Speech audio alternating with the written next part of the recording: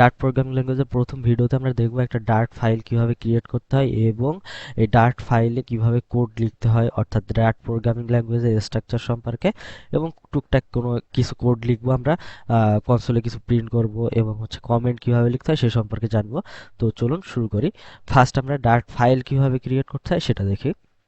তো আমরা একটা ফোল্ডার ওপেন করে নিচ্ছি আমাদের হচ্ছে ভিএস কোডের মধ্যে। এখন হচ্ছে এখানে নিউ ফাইলে ক্লিক করলে দেন এখানে আমরা আমাদের ফার্স্ট ফাইলটার নাম দিই, ডার্ট ফাইলটার নাম। তো যেহেতু আমাদের প্রথম প্রোগ্রামিং ডার্ট দিয়ে করতেছি, তো তার জন্য আমরা ফার্স্ট লিখি। দেন হচ্ছে আমাদের ডার্টের যে এক্সটেনশনটা থাকে, অর্থাৎ ডার্ট ফাইলের extension dot dart, DART dot dart, ঠিক আছে, ডট ডার্ট। দেন ইন্টার চাপ দিলে আমাদের একটা ডার্ট ফাইল ক্রিয়েট হয়ে গেল। এখন হচ্ছে আমরা ডার্ট ফাইলের মধ্যে কোড লিখব। তো ডার্ট ফাইলের মধ্যে কোড লেখার জন্য যারা সি বা C++ করছেন তাদের কাছে অনেক ইজি লাগবে এই জিনিসটা, কারণ ডার্ট প্রোগ্রামিং ল্যাঙ্গুয়েজ C++ বলেন বা জাভা বলেন, সেম ক্যাটাগরির, অর্থাৎ অবজেক্ট ওরিয়েন্টেড ল্যাঙ্গুয়েজ বা যেটাই বলেন, একদমই সেম। তো ডার্ট প্রোগ্রামিং ল্যাঙ্গুয়েজও অন্যান্য প্রোগ্রামিং ল্যাঙ্গুয়েজের মতোই হচ্ছে একটা মেইন ফাংশন থেকে শুরু হয়।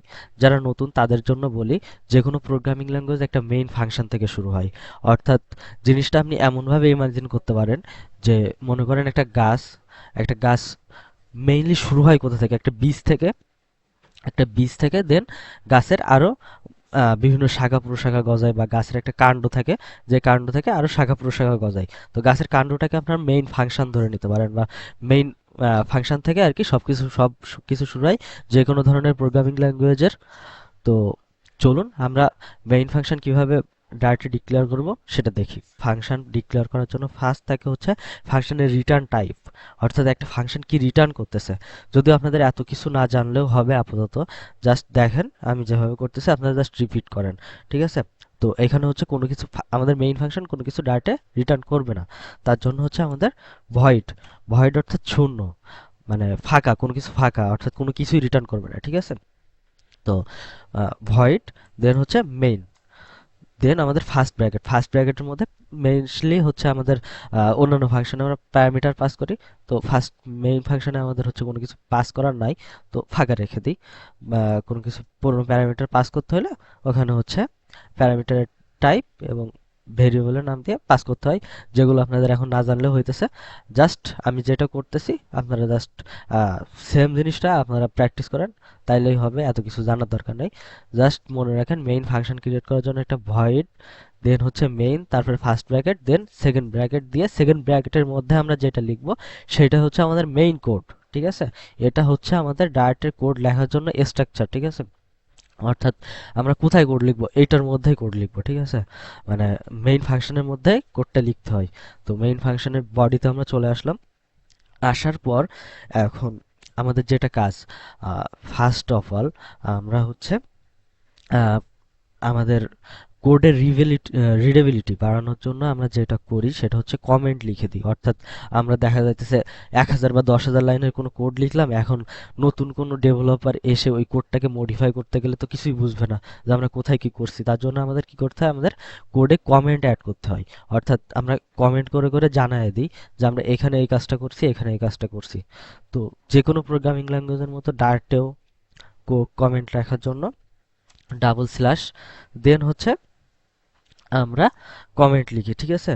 তো আমরা কি করছি, আমরা মেইন ফাংশন ক্রিয়েট করছি। তো আমরা এখানে সিম্পলি লিখে দিই ক্রিয়েটিং মেইন ফাংশন, ঠিক আছে। তো আমরা মেইন ফাংশন ক্রিয়েট করে ফেলছি, তার জন্য হচ্ছে আমরা এই কমেন্টটা লিখছি।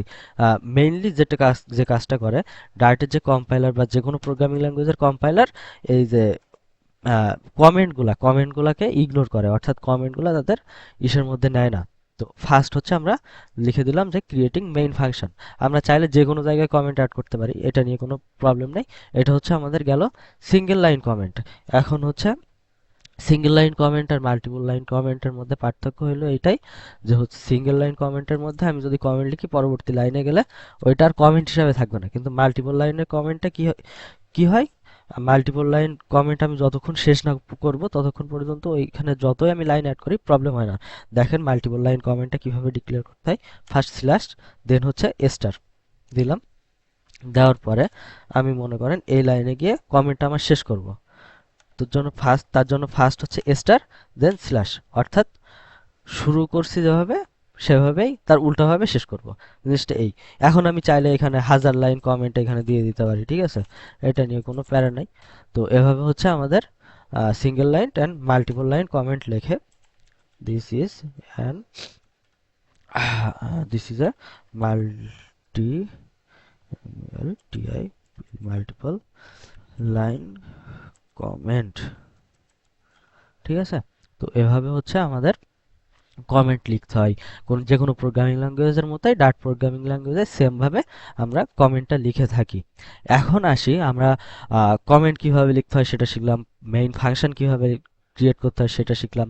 এখন আমরা চাইতেছি আমরা কোনো কিছু প্রিন্ট করব, আমরা ডার্টে কিভাবে প্রিন্ট করতে পারি। তার জন্য হচ্ছে আমাদের সিম্পল একটা সিনট্যাক্স, যারা সি বা সি প্লাস প্লাস করছেন তাদের জন্য খুবই ইজি। আমি মানে ডার্ট ল্যাঙ্গুয়েজ একদম আর বলা যায় যে অনেকটা সি সি প্লাস প্লাসের ক্যাটাগরি।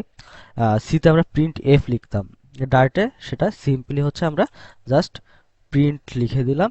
প্রিন্ট লিখলাম, লেখার পর ফার্স্ট ব্র্যাকেটের মধ্যে আমরা একটা কোটেশন দেব, সিঙ্গেল কোটেশন বা ডাবল কোটেশন যেটাই দেন। ডার্ট হাই লেভেলের একটা ল্যাঙ্গুয়েজ, তো এগুলো ম্যাটার করে না, single quotation double quotation semi হিসাবে ধরে।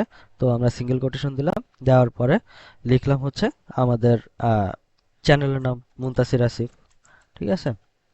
মুনতাসির আসিফ, দেন লেখা শেষ। এখন হচ্ছে আমাদের যেটা করতে হবে, আমরা যেহেতু একটা স্টেটমেন্ট লিখছি অন্যান্য ল্যাঙ্গুয়েজের মতো, একটা স্টেটমেন্ট শেষ হলে এখানে আমাদের হচ্ছে সেমিকোলন দিয়ে দিতে হয়। তো আমরা এটা প্রিন্ট করি, দেখেন প্রিন্ট করলাম। এখন হচ্ছে আমরা এটা রান করব, সরি আমি সেভ করে নিই, সেভ করলাম, এখন রান করলাম।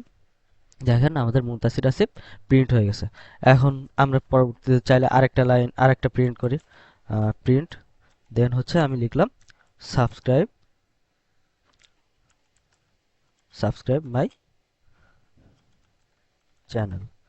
তো লেখার পর আমি আবার হচ্ছে শেষে একটা সেমিকোলন দিয়ে দিলাম, দেওয়ার পরে এটা সেভ করে নিই, দেন রান করলাম। দেখেন সাবস্ক্রাইব মাই চ্যানেল পরবর্তী লাইনে প্রিন্ট হয়েছে। সি বা সি প্লাস প্লাসে কি হইতো, আমরা যতগুলো এখানে প্রিন্ট দিই না কেন সেটা কোনো কাজে আসবে না, সেম লাইনে প্রিন্ট হইতো। কিন্তু ডাইরেক্টে এটা অন্যভাবে আসে, যে ফার্স্টে প্রিন্ট লিখলাম যেটা সেটা এক লাইনে থাকে, দেন পরবর্তীতে যদি আমি আবার একটা কিছু প্রিন্ট করি সেটা পরবর্তী লাইনে অটোমেটিক্যালি চলে যায়। আমরা যদি চাই যে হচ্ছে এভাবে না, আমরা একটা প্রিন্টের মধ্যে আমরা নতুন আর একটা লাইন অ্যাড করতে চাচ্ছি, তো তার জন্য সিম্পলি সি বা C plus plus backslash n দেখছিলাম, আমরা চাইলে এখানে হচ্ছে ব্যাকস্ল্যাশ এন ইউজ করতে পারি। চাইলে এভাবে আমরা নিউ লাইন প্রিন্ট করতে পারি। তো আশা করি হচ্ছে আপনাদের ফার্স্ট ভিডিও বুঝতে কোনো অসুবিধা হয় নাই। যদি কোনো অসুবিধা হয় অবশ্যই আমাকে কমেন্ট করে জানাবেন।